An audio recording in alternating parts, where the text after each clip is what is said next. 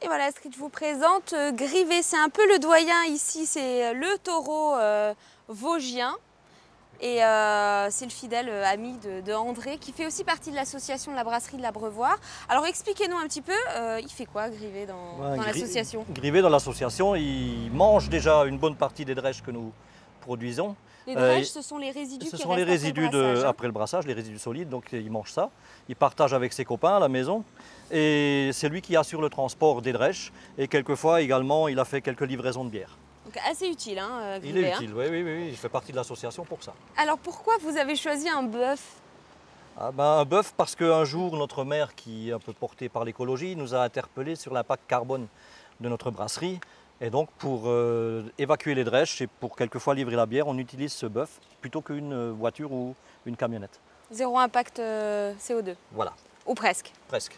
Bon alors, merci André. On va aller voir un peu plus loin parce que justement, il y a le chargement de drèches. Je vous rappelle que l'association de la brasserie de l'Abreuvoir va fêter ses 10 ans cette année. C'est une association, c'est assez rare finalement pour une brasserie. Hervé, expliquez-nous pourquoi vous êtes constitué en association et pas en brasserie artisanale ou Alors parce qu'on ne cherche pas à en vivre, c'est un pur plaisir. Et par contre, pour pouvoir vendre de l'alcool et avoir la chance de la faire déguster à tout le monde, en fait, il faut avoir un statut légal pour pouvoir déclarer l'alcool à la douane. Et qui sont ces membres?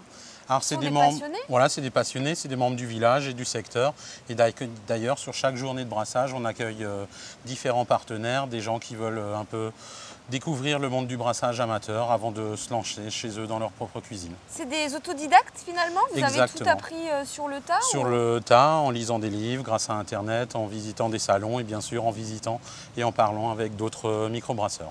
Et est-ce que vous avez une sorte de règle, on fait telle bière comme ceci, ou vraiment vous laissez place à l'imagination? Alors comme on n'est pas distribué en magasin, en fait, on a la chance de pouvoir suivre le fil des saisons. À l'extrême, en plein mois de décembre, on va sortir une bière de Noël très charpentée, très forte en alcool. Et en plein été, une bière de blé qui sera qu'aux alentours de 4,2 degrés. Chaque mois de brassage, c'est une autre recette. Merci beaucoup Hervé, merci à tous. Et puis je crois que là, Grivet s'impatiente, hein. On va y aller, hein. Allez, let's go, hein. À bientôt.